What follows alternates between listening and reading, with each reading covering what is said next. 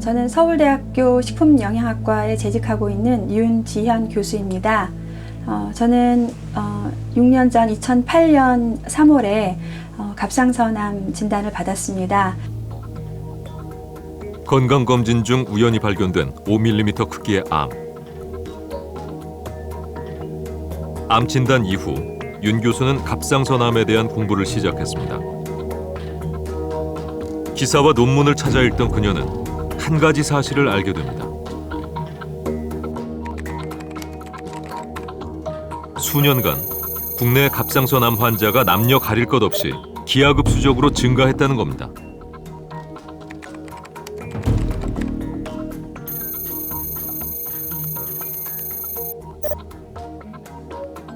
대학 동창회를 나가면 또는 동네에서 학부형들 모임에 나가면 그 갑상선암 수술 받으신 분들 너무 많은 거예요.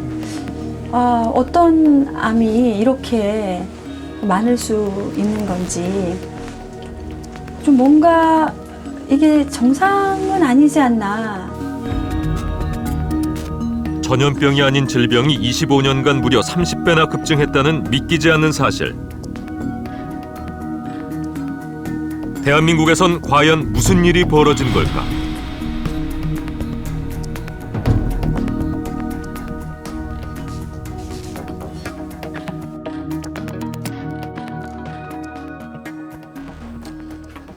인구 10만 명당 81명꼴로 갑상선암 환자가 발생하는 나라. 세계에서 갑상선암 증가율이 가장 높은 나라. 어딜까요? 바로 우리나라 대한민국 이야기입니다. 이 갑상선암 발생률은 10년 동안 10배나 증가했습니다. 이렇게 폭발적으로 증가하면서 이제 갑상선암은 국민 질병으로 불리고 있습니다. 어떻게 이런 일이 가능한 것일까요? 우리는 전라도의 한 소도시에서 그 실마리를 찾을 수 있었습니다. 도대체 그곳에선 무슨 일이 있었던 것일까요? 15년 전 한 도시에서 갑상선암 환자가 갑자기 늘어났습니다. 그 이유는 무엇일까? 당시 전문가들은 한 지역에서만 갑상선암이 급증한 이상한 현상에 주목했습니다.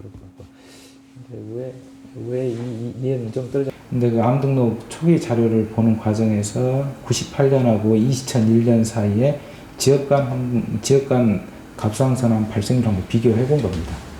비교를 해봤는데 유독 여기 이 영광 지역이 다른 지역에 비해서 좀 갑상선암이 좀 높았죠. 문제의 도시는 전라남도 영광. 주변 지역보다 갑상선암 발생률이 월등히 높습니다. 다른 지역에 비해 평균 3배 이상 높은 발생 수치를 기록했습니다.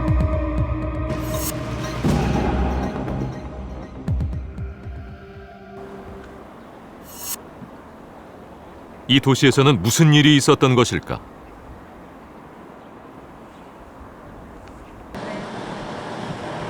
영광에 위치한 원자력 발전소. 갑상선암 급증의 원인으로 가장 먼저 의심받는 곳은 원전이었습니다. 결국은 갑상선암의 이제 원인 중에 명확히 밝혀진 원인이 방사선입니다. 그래서 결국 이제 영광 쪽에는 원자력 발전소가 있기 때문에 원자력 발전소하고 영광 쪽의 갑상선암 발생이 높은 것이 관련이 있지 않느냐, 이런 이제 문제 제기가 있었던 거죠.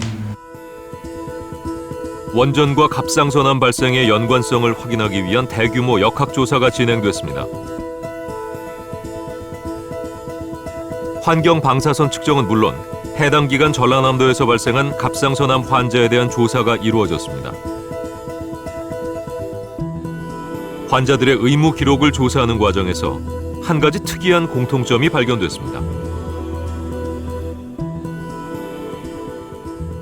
전립선암 같은 경우는 대부분 특별한 증상이 없는 상태에서 우연히 갑상선암을 발견했다는 겁니다. 세거나 그냥 환경 방사선 측정을 하고요. 그런 부분인데 그것은 뭐 특이한 내용이 나오지는 않았습니다. 저희들이 알게 된 것은 영광 지역에 99년부터 2001년 사이에 영광 지역에 있는 의원들, 일부 이제 의료기관에서 갑상선암 검진이 좀 시행된 것을 저희가 이제 발견할 수 있었습니다. 영광 지역 환자의 절반 이상이 두 곳의 병원에서 갑상선암 진단을 받았습니다. 역학조사의 결론은 초음파 검진 증가가 갑상선암 급증으로 이어졌다는 것이었습니다.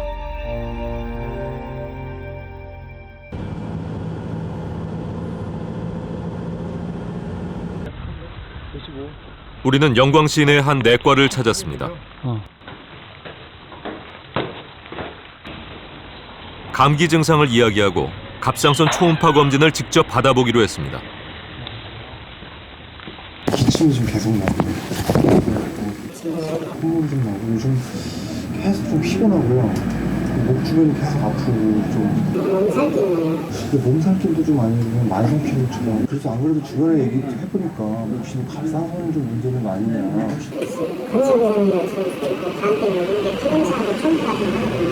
그럼 초음파는 비용이 그럼 그게 갑상선만 하는 건가요? 아니면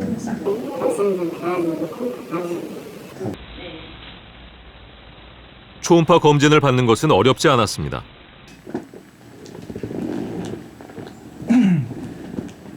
내가 초음파한 지만 해도 30년 됐습니다.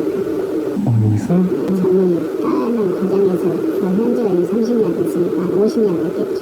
그럼 영광 쪽에서만 30년 하신 거예요? 그러죠.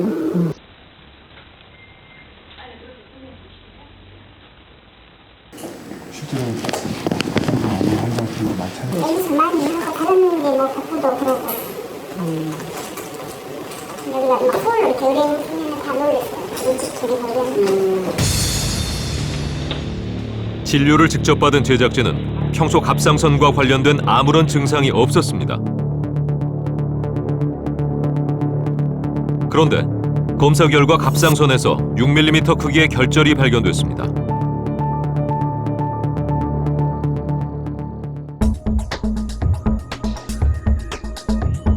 갑상선은 우리 목의 한가운데 위치한 나비 모양의 내분비 기관입니다.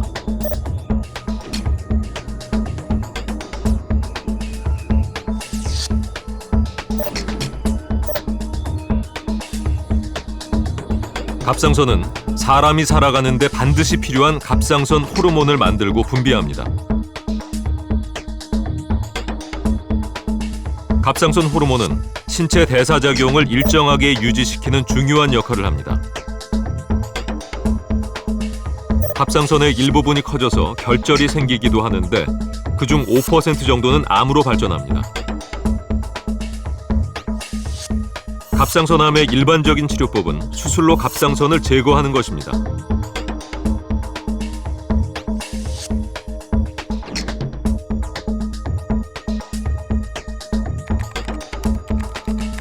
인구 10만 명당 갑상선암 발생률은 지난 25년간 30배 이상 급격히 증가했습니다.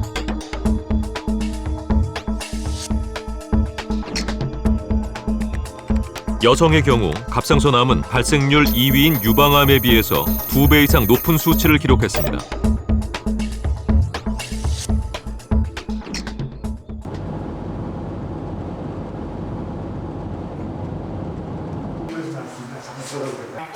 우리는 한 갑상선암 환자를 만났습니다.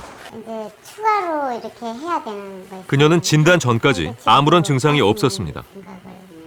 안 하게 되더라고요. 어떤 자가 증상이나 어떤 뭐 몸이 아프거나 그런 거는 없었고요. 그냥 건강검진 하는 거니까 봐야지 하고 본 거예요. 그걸 봤는데 선생님이 딱 보시더니 바로 결절이 하나 있는 것 같다.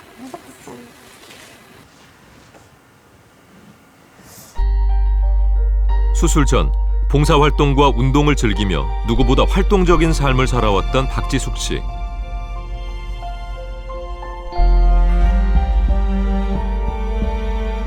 갑상선에 있던 7mm 크기의 결절이 암으로 확인됐습니다. 진단 6개월 만에 받은 수술. 그 후 그녀의 삶은 180도 바뀌었습니다.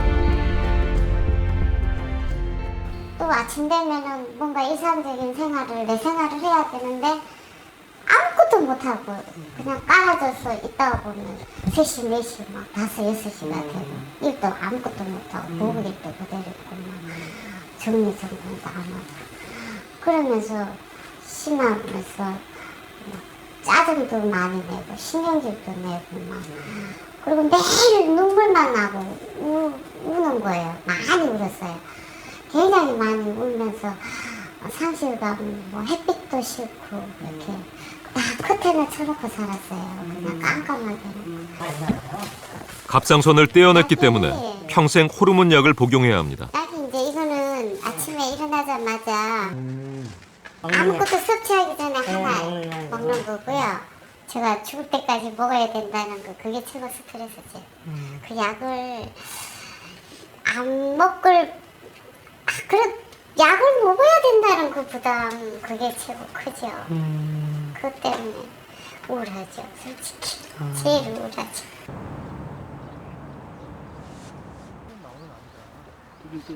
수술 후 3년째. 그동안은 아름다운 바깥 풍경을 즐길 새도 없었습니다. 수술을 하지 않았더라면 어땠을까? 그렇긴 하죠. 그 봉사활동하고 신나게 행복한 마음으로 매일매일 사는 게 짧게 한 70 살다가 죽는 게 낫죠.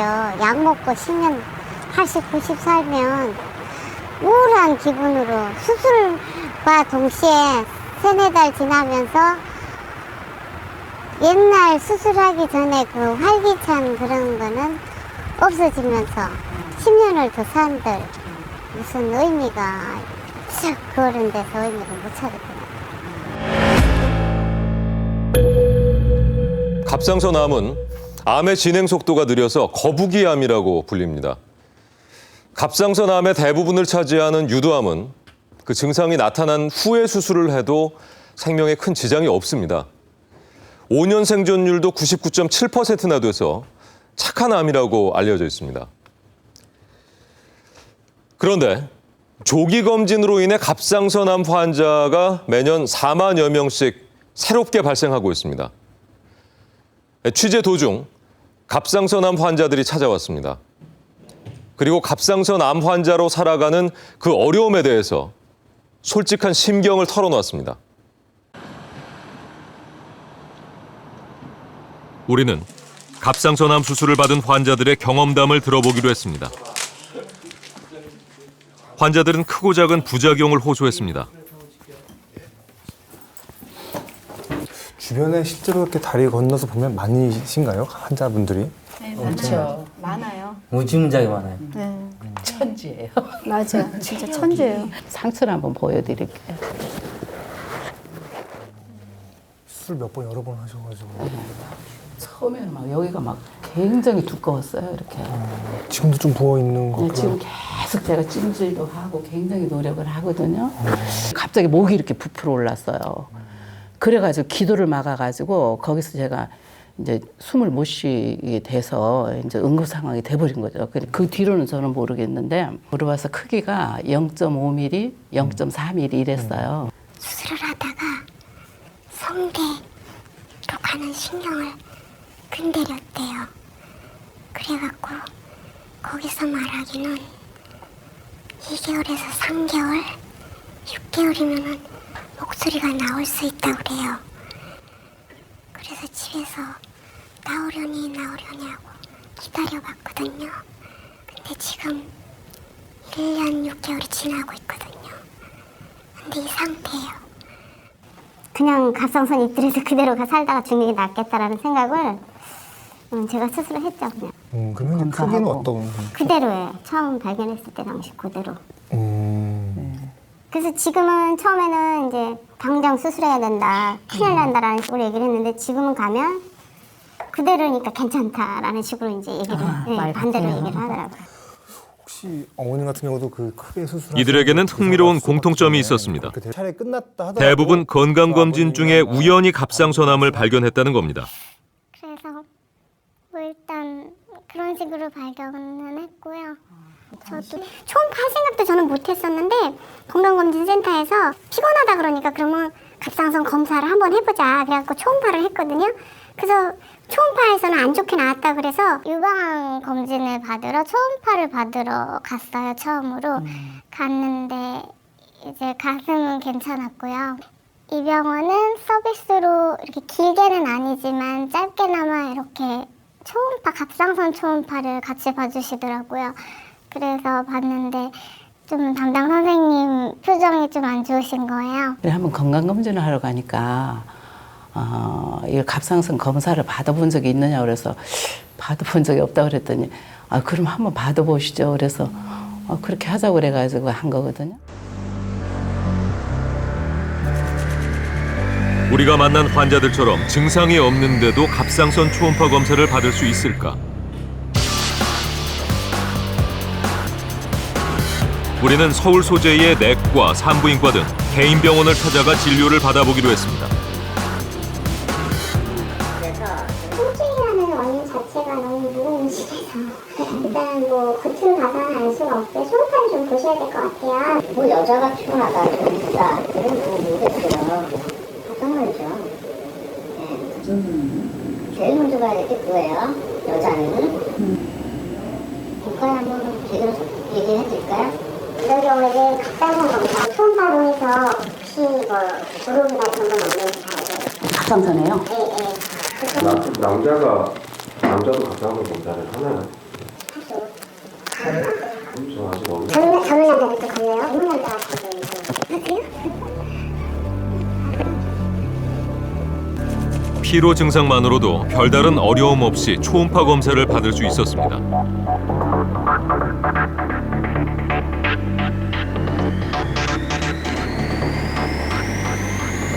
심지어 산후조리원에서까지 산모들을 대상으로 갑상선 초음파 검진을 하고 있었습니다.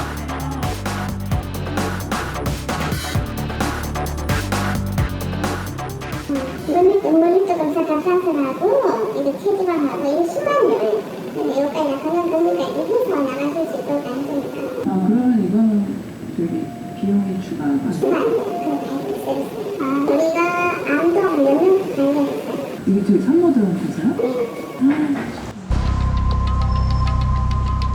한국보건의료연구원의 조사에 따르면 성인 4명 중에 1명이 갑상선 초음파 검진을 받아본 경험이 있습니다.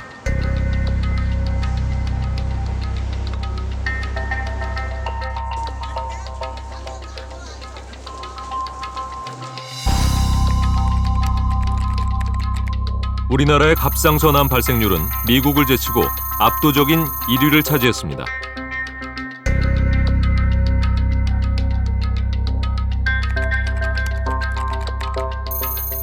특히 여성의 경우 전 세계 평균의 10배가 훌쩍 넘는 높은 발생률을 보이고 있습니다.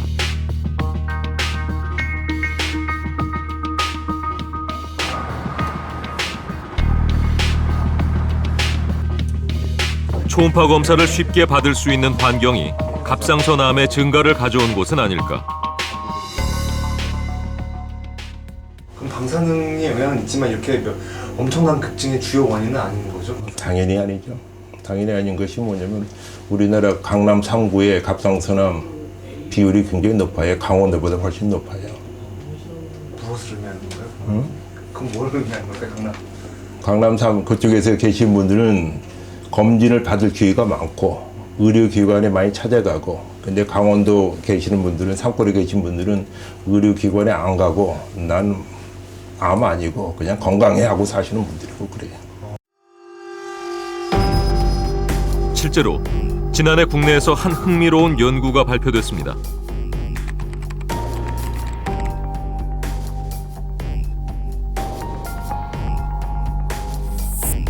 소득이 많을수록 갑상선암 발생률이 높다는 것입니다.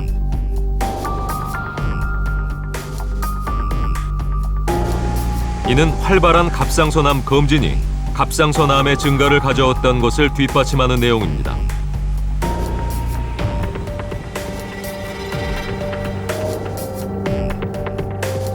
우리가 입수한 문건입니다. 2008년 당시 정부는 갑상선암 증가의 원인을 검진의 증가로 잠정 결론 내렸습니다.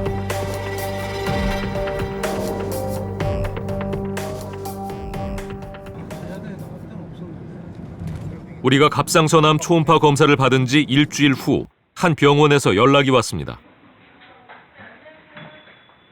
선생님 안녕하세요. 쏟는다고 딸이. 그리고 3mm짜리하고 4mm짜리가 있어요. 이거는 검사를 좀 해가지고 확인을 해보시는 게 낫지 않을까? 무슨 검사를? 조직 검사? 조직 검사를. 힘들더라도. 예. 그래서 제가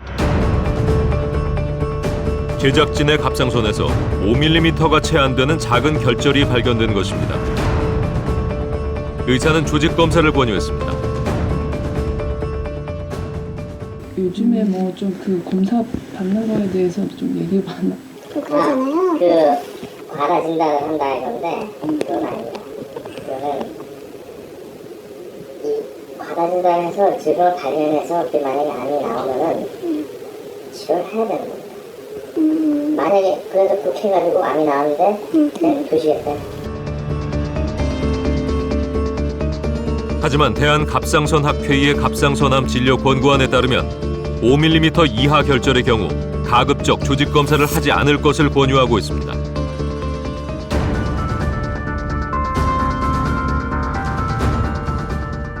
폐나 뼈 그리고 뭐 이제 뇌 같은데 전이 부분인데 그 부분이 5mm 이하에서는 거의 일어나지 않는다는 걸 저희가 이제 데이터를 갖고 있기 때문에 환자분께 이제 크게 위에 그 당시에서는 미리 너무 일찍 치료할 필요가 없다는 이제 첫째고요. 둘째는 5mm 이하짜리는 실제로 조직 검사가 굉장히 어려운 부분이 있습니다. 그러나 보건복지부 보고서에 따르면 5mm 이하 갑상선암의 제거 수술은 점점 증가하고 있습니다. 전체 수술의 4분의 1 이상을 차지합니다.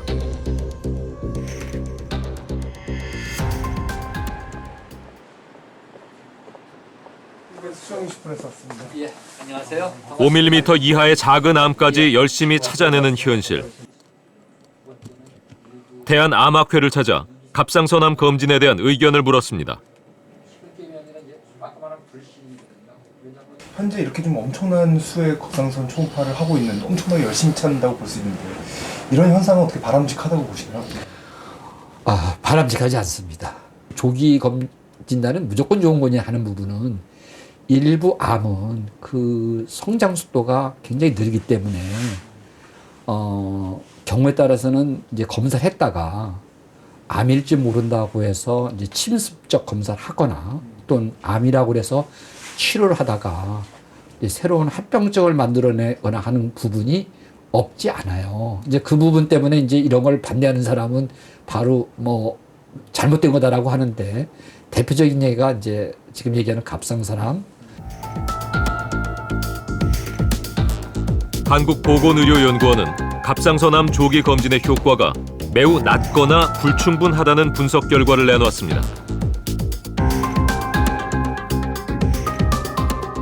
갑상선암 같은 경우는 그 리스크가 지극히 작은 거라서 그거를 어떤 공포 마케팅을 해서 사게끔 유도하는 거는 난 옳지 않다고 보거든요. 근데 그것도 분명히 불확실성이 있으니까 뭐 하겠다. 오케이. 뭐 할 사람 하라는 거죠. 근데 나서서 그걸 해야 된다고 주장하는 거는 옳지 않다는 거죠. 조기 검진의 확산이 결국 갑상선 암 환자 급증의 주요 원인이라는 얘기인데 큰 병원, 작은 병원 가리지 않고 왜 이렇게 갑상선 초음파 검진에 혈안이 되어 있는지 그 속내가 궁금해집니다. 우리는 취재 중에 갑상선 암 수술을 해야 한다는 의사의 진단에도 불구하고 무려 6년 동안 수술을 받지 않고 있는 환자를 만날 수 있었습니다. 윤지연 씨는 왜 지금까지 수술을 하지 않은 걸까요? 어떤 특별한 이유가 있는 것일까요?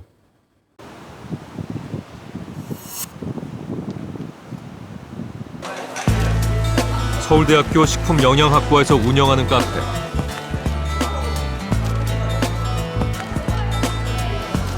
이곳에서 학생들을 지도하고 있는 윤지연 교수는 6년 전 갑상선암 진단을 받았습니다. 하지만 지금까지 수술을 받지 않고 있습니다. 네, 암입니다. 수술하셔야 됩니다. 그래서 제가 꼭 수술하셔야 되나요?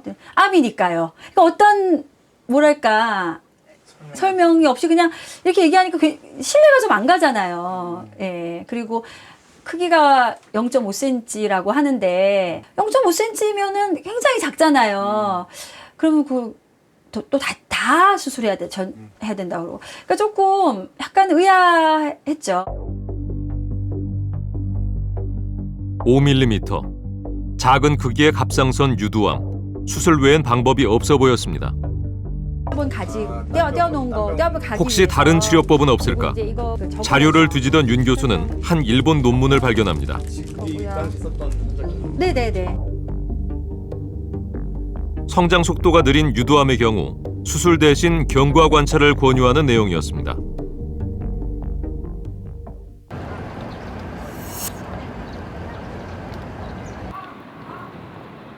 윤 교수는 자신도 관찰 치료의 대상이 될 수 있을지 궁금해졌습니다. 그녀는 망설임 없이 일본행을 택했습니다. 2008년부터 매년 왔으니까 왔는데 2011년에는 그 동일본 대지진이 나서 못 와서 2008년부터 하면 2011년 한 해 빼고 올해가 6번째.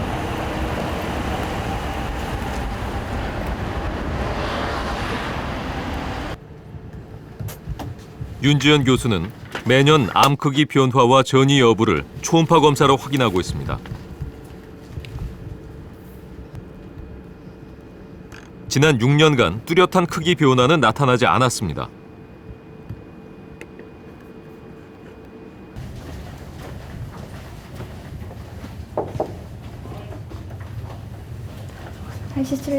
오늘 검진 결과는 어떨까? 선생님, お久しぶりです。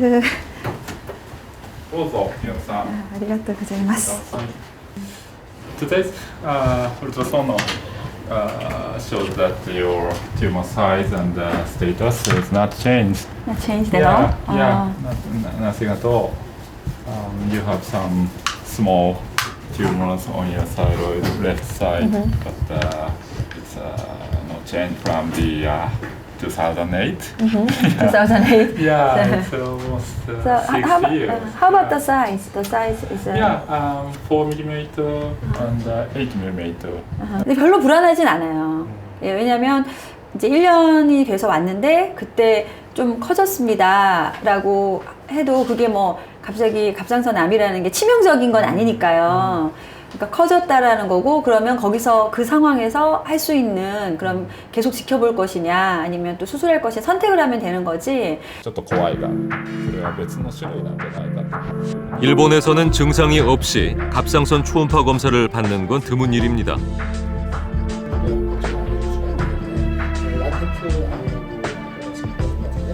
それは申し上げているようにですね、見つかりすぎてしまうからで、それが検診本来の目的である甲状腺がん、がんによって亡くなる人を減らすということに寄与しないであろうということがですね、分かっているからです。健康診断で甲状腺の超音波をやる場合には、その検査を受ける人がデメリットをもたらすこと受けることがないように、つまりオーバーな過剰な診断、過剰な手術といったものを受けないように配慮をする必要があるということをガイドブックとして断っています。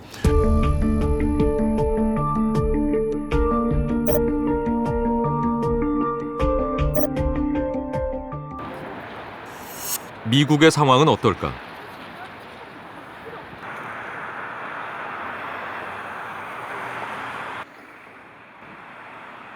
우리는 먼저 미국의 1차 의료기관에서 진료를 받아보기로 했습니다. 한국에서 그랬듯이 만성피로에 감기 기운이 있다고 말하고 갑상선암 초음파 검진을 받아볼 계획입니다. Come in. Hi. Mr. Joe? Yes. I'm Dr. Skirimbis. Nice to meet you. Nice to meet you. Have a seat. Thank you very much. What brings you in today?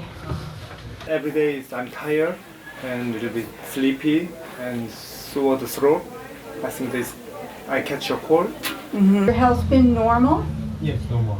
So 의사는 you haven't 본격적으로 had 몸 상태를 살피기 시작합니다. chronically. Do you have any pain when I'm 특히 목을 집중적으로 만져봅니다. No, it's okay. It's okay. How about the ultrasound screening? Because I have some friend and co-worker has some thyroid cancer.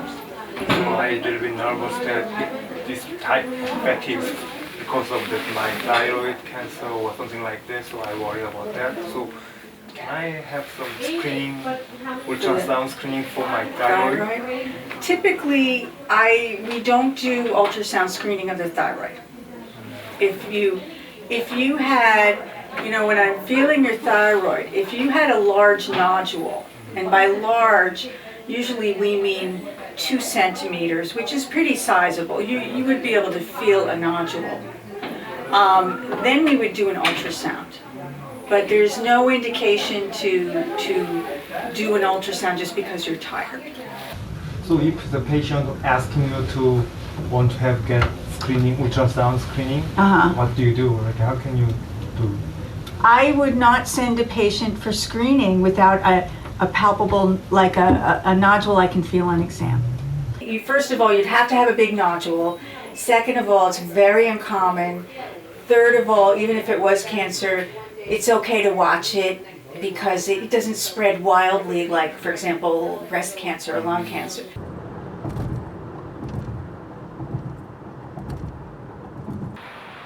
혹시 대학병원이라면 좀 다른 반응을 보이지 않을까?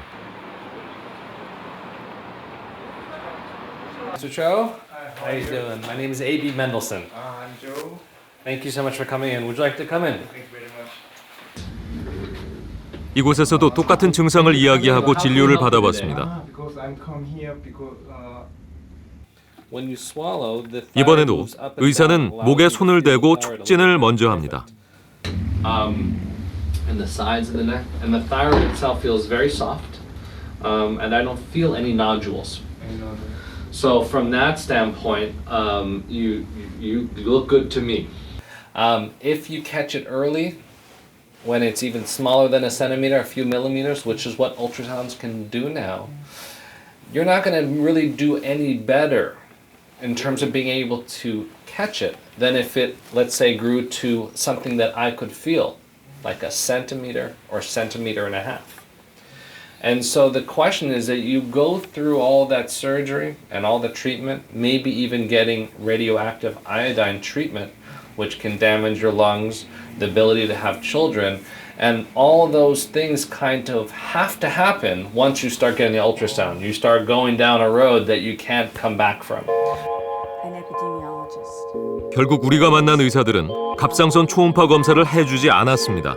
But yet, none of those men are dying of prostate. Because, thyroid nodules, and if they're cancerous, tend to grow so slowly and tend not to metastasize to lymph nodes until they're really well advanced.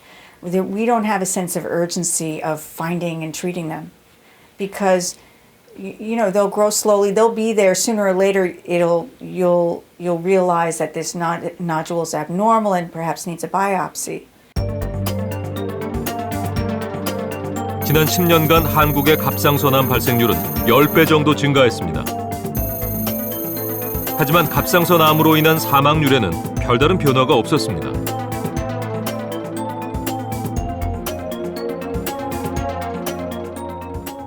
We're seeing over the last 5 years a dramatic increase in the number of thyroid cancers diagnosed, but we're not seeing any increase whatsoever in the number of people who are suffering deaths from thyroid cancer. In other words, we're finding more, but we're still having the same number of people who ultimately succumb to their disease. And so what this is showing is that we're finding too many. In other words, we don't need to look this hard for cancers that ultimately are going to be affecting the same number of people regardless of how early we find it. 미국에서도 갑상선암 증가의 원인에 대한 연구가 활발히 이루어졌습니다. 한 논문에선 갑상선암 증가가 병의 증가가 아니라 진단의 증가라고 지적했습니다.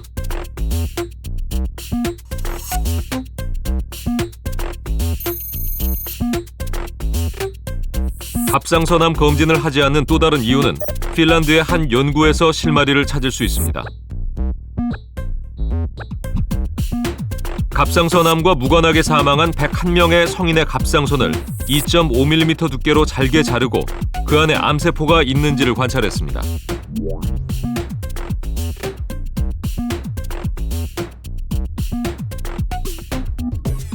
그중 36명에게서 갑상선암이 발견됐습니다.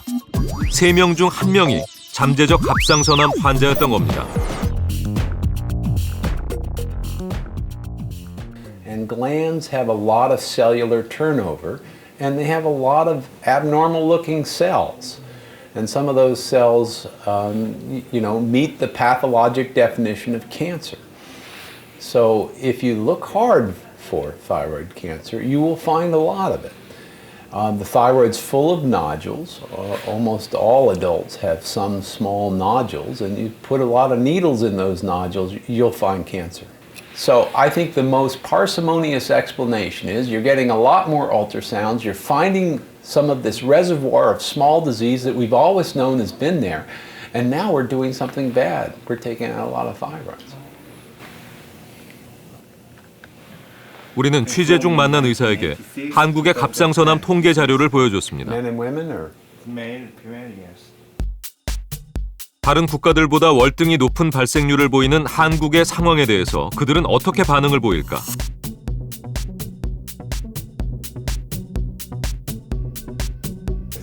Unbelievable. It's unbelievable.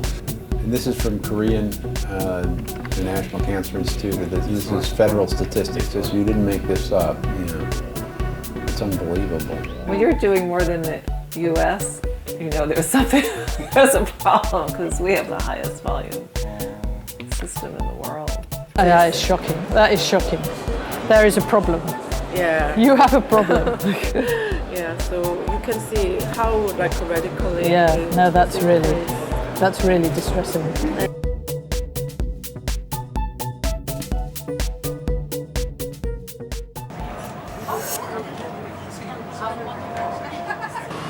공공 의료 시스템이 잘 갖춰진 영국은 어떨까?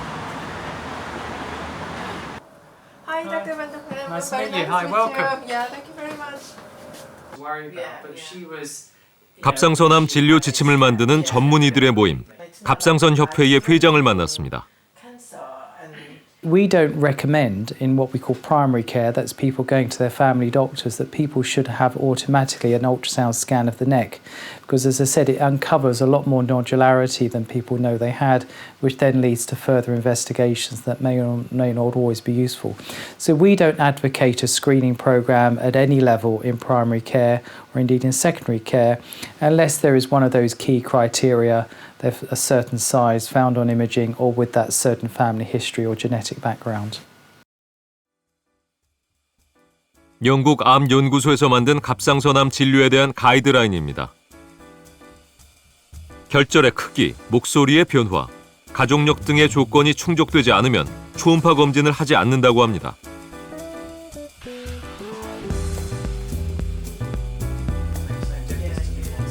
그렇다면 우리가 만난 전문가들은 갑상선 초음파 검사를 받아본 적이 있을까?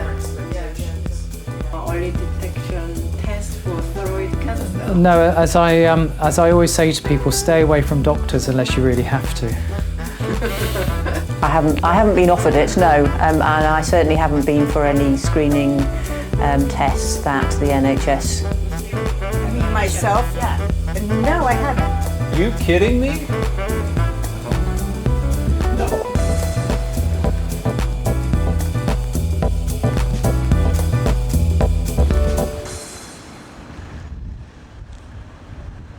세계적인 암치료 권위자이며 국가암연구를 주도하는 국립암센터의 이진수 원장. 갑상선암 검진 기준에 대한 그의 생각은 어떨까? 조기 검진이 좋은데 조기 검진이 필요한 암이냐 아니란 얘기죠. 조기 검진이 필요하냐 no. 아니면 조기 검진 안 하면 암으로 죽으니까 필요하냐 아니고 조기 검진을 했더니 그 암으로 죽는 것이 떨어진다. 이것은 자료가 있는지 없고 조기 검진이 필요한데 조기 검진의 대상암은 아니고 초음파 검사가 돈 버는 데는 좋지만 갑상선암 대상으로 조기 검진에서 우리 국민들한테 혜택이 갈 거냐 그런 종류는 아니죠. 갑상선암으로 이진수 원장은 인터뷰 말미에 자신의 개인적인 경험을 덧붙였습니다. 저 같은 경우도 갑상선에 결절이 있는데 조직 검사를 하자고 하는데 제가 거부하고 있어요. 왜 거부하시나요? 그거 나오면은 힘들어지거든요. 아니 알면 좋은 거 아닌가요? 알면 좋은 게 뭐가 있나요? 모르고 행복하게 사는 게 낫지. 근데 많은 사람들이 그래도 그게 암이면 무섭고 걱정돼서 대부분이 검사를 하는데 걱정돼서 검사를 해가지고 수술해서 진단 받은 사람이 5년 생존율이 100%인데 어떤 경우는 갑상선 내에 있는 경우, 그러니까 다른 림파절이나 다른 장기로 전이가 안 된 경우에도 5년 생존율이 100.4%예요. 내가 아무리 얘기해도 이제 하도 언론이 떠들고 본인이 두려우면 할 수밖에 없어요. 담배 피지 말라고 아무리 떠들어도 본인이 말 안 되는 거랑 똑같아요. 일본, 미국, 그리고 영국에서 우리가 만난 의사들은 갑상선 암으로 의심할 만한 증상이 없는 한 초음파 검사를 권하지 않았습니다. 그들은 목에 결절이 만져지는 경우, 그리고 가족, 병력 등 유전적으로 검사를 할 필요가 있는 경우에 한해서 검사가 필요하다는 입장입니다. 갑상선 암 발생률의 증가는 결국 과도한 조기 검진으로 인해서 발생률이 아니라 발견율이 높아진 결과라는 겁니다. 그렇다면 우리나라에서 유독 활발하게 갑상선 암 검진이 이루어지는 이유는 무엇일까요? 우리는 취재 중에 만난 환자 대부분이 건강검진 과정에서 우연히 갑상선암 진단을 받았다는 사실에 주목했습니다.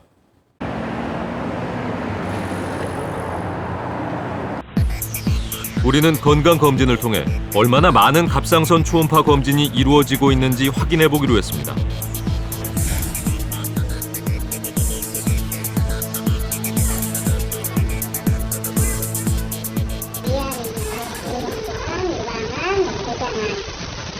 그렇게 5가지 또 해당되시면 그것도 무료로 해주시고 그 외에 이제 저희가 이제 추가적으로 본인이 원하시면 인공사 같은 거 그렇게 무조건 예매고 의료비는 무조건 들어가요?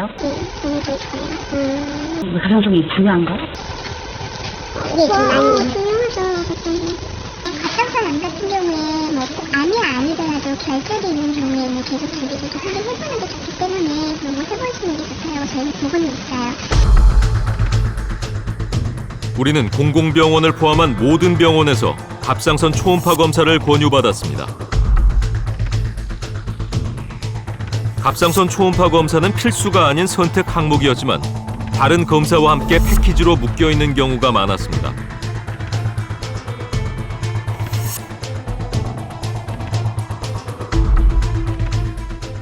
검진을 한다 하더라도 위암, 뭐 폐암, 간암 이런 검사는 했어도 갑상선암에 대한 검진을 안 했는데 여기에 이게 검진 프로그램에 들어가면서 이게 그러니까 의료 자본으로 볼 때는 블루오션이 된 거죠. 그 중에 이제 갑상선암이 이건 암이니까 일단 암이 주는 공포감, 그다음에 그 단어 자체가 주는 그런 여러 가지 그리고 정말 목숨을 잃을지도 모른다 이런 것들이 있기 때문에 이거는 병원으로 볼 때는 굉장히 큰 이득이 되는 건 분명할 것 같아요.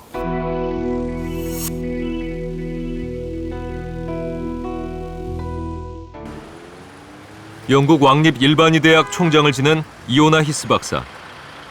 그녀는 국가 주도의 암 검진을 받지 않겠다고 선언해 화제가 됐습니다.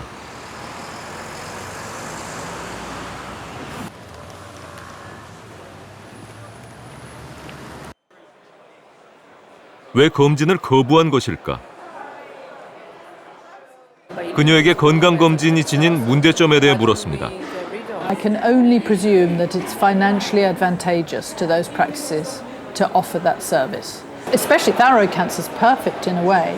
In a private system, you have to pay for the screening, then you have to pay for the surgery. Then you have to pay for the more tests, then you have to pay for the surgery, and then you have to pay for the tablets for the rest of your life. I mean, you know, this is very good industry.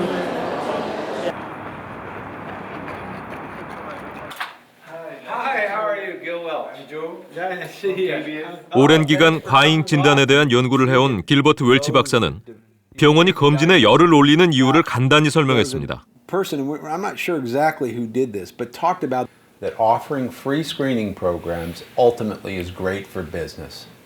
It's a great way to bring people in, and hospitals will more than make up the costs of free screening by all the subsequent treatment required. The head of the American Cancer Society actually described this problem at Emory, where he was told when he was head of cancer control that offering 1,000 free screenings at the local mall for prostate cancer would produce $5 million of revenue for Emory Hospital just based on the subsequent biopsies and surgeries.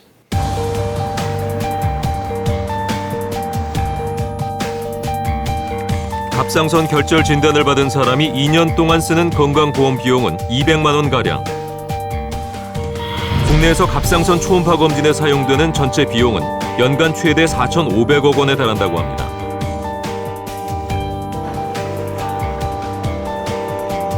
우리나라의 특수한 의료 환경에서 갑상선암 검진 증가의 원인을 찾는 시각도 있습니다.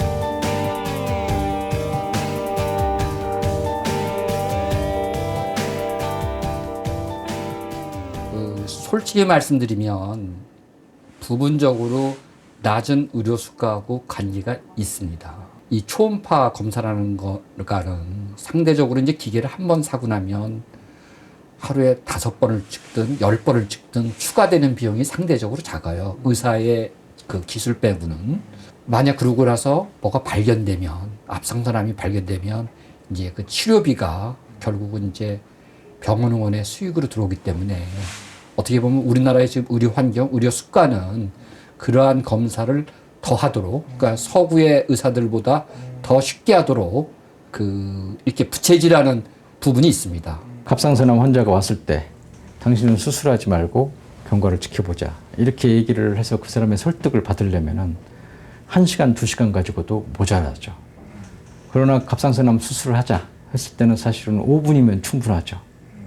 그렇지만 5분 동안 해서 수술을 받는 거하고 또 1시간, 2시간 해서 수술을 받지 못하게 하는 거하고는 그 수가의 차이는 굉장히 크죠.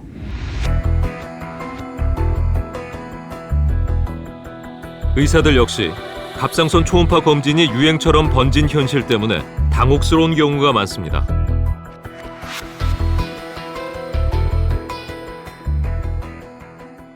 주변에 보니까 뭐 누가 있더라. 그래서 또 오시는 분들도 많죠. 그거를 막을 수 있는, 할 필요가 없다라고 할 수 있는 건 참 쉽지 않아요, 현실에서. 잘못하면 진료 거부도 될 수 있고요. 의료진으로서는 불확실성의 문제, 법적 책임 문제가 있기 때문에, 그러니까 어떤 요구가 있을 때 또 어떤 상황에서 검진을 권하고 있고 권하지 않을 수 없을 때가 있죠.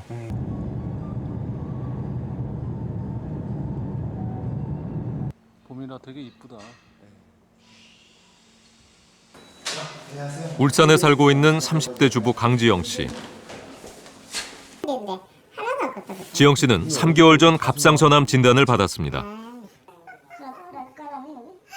7mm 크기의 갑상선 유두암이었습니다. 병원에서는 수술을 권유했습니다. 해야 되나 말아야 되나. 지금 아무 증상이 없는데 수술을 해서 평생 약 먹는 환자로 살아야 될 것인지, 아니면 그냥 아무 증상 없이 그냥 암 환자로 살 것인지 고민이 많이 되더라고요. 아직도 조금 고민스럽기는 한데, 제가 나이가 어린 편이다 보니까 지금 벌써부터 전절제 수술을 해서 평생 약을 먹으면 몇십 년 더 먹어야 될지도 모르는데, 그래서 더 고민이 되죠. 일단 수술을 보류하기로 결심을 굳혔습니다. 하지만 이 고민이 언제쯤 끝날 수 있을지 불안하기만 합니다.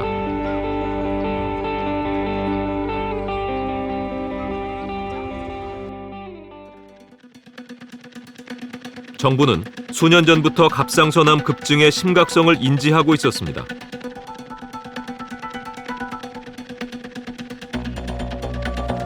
그런데도 뚜렷한 대책을 마련하지 않은 채 국민의 혼란을 그대로 방치했습니다.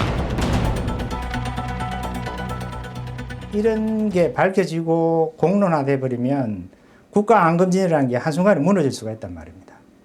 계속 암검진을 하면 생존율이 증가하고 사망률이 떨어지고 조기 발견해서 조기 치료하면 좋아진다는 이런 큰 어떤 하나의 어떤 도구만 돼, 그죠? 여기에 큰 손상이 일어나게 되면 사람들 믿지를 않잖아. 이런 상황이 오면 뭐 당장 2000년, 2001년은 못했다 하더라도요. 2000년도 중반에 뭘 했어야 하지 않습니까? 그러니까 사실은 보건복지부가 관계 당국이 그런 상황을 그냥 지켜보고 있었던 것이요. 방치하고 있었던 거지. 또 지금 정부가 이건 전문가의 영역입니다 하고 자꾸 발뺌할 것이 아니라 빠른 시간 내에 가이드라인을 만들고 그래서 국민들의 불안을 빨리 진정시키는 그런 책무를 보건당국이 갖고 있죠.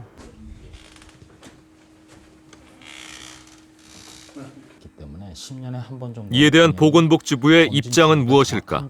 대상인 근거까지 더해서 논의할 수 있게끔 지금은 지켜보는 것이. 한국 서민의 한 4분의 1 정도가 초음파 검진을 받고 매년 뭐 1000억 이상의 지금 초음파 비용이 든다고 하는데 이 지점을 사실 좀 방치한 것은 문제가 아닌가요? 사실 검진이 어마어마해서. 그러니까 갑상선암의 경우는 이제 그래서 국가 암 검진 5가지에는 들어가 있지는 않습니다. 세계 어느 나라도 갑상선을 가지고 국가적인 검진 프로그램을 가지고 운영하는 나라는 현재까지 저희가 발견하지는 못했습니다. 폐암이나 갑상선 같이 사망률이 높거나 발생 증가율이 아주 높은 그런 암에 대해서는 앞으로 저희가 그 검사 방법 내지는 또 치료 방법 등에 대해서 계속 검토를 하고 전문가 집단을 끌어안으면서 같이 논의의 장을 만들어 나갈 겁니다. 근데 갑상선 초음파 검진을 혹시 받아보신 적이 있으신가요? 저는 뭐 가족력이 일단 없었고 또 뭐 목소리가 갑자기 쉰다든가 또는 결절이 뭐 만져진다든가 뭐 그런 사항이 없었기 때문에 저는 뭐 받지는 않았습니다. 갑상선암 과잉 진단 문제는 총체적인 우리나라 의료 시스템의 문제점이 고스란히 드러난 것입니다. 점점 상업화되는 병원, 의사들이 돈을 줬게 만드는 보험 수가 구조. 사태가 이렇게 될 때까지 손 놓고 있었던 관리 당국의 무관심이 빚어낸 것입니다. 무조건적으로 갑상선암 수술을 하지 말라는 얘기가 아닙니다. 불필요한 검진을 하지 말고 억지로 암을 찾기 위해서 애쓰지는 말라는 얘기입니다. 무조건적인 검사, 진단, 그리고 치료가 아닌 환자가 이후의 삶을 스스로 선택할 수 있도록 정확한 정보를 주고 또 이끌어가는 것이 진정한 의료의 역할이 아닐까요?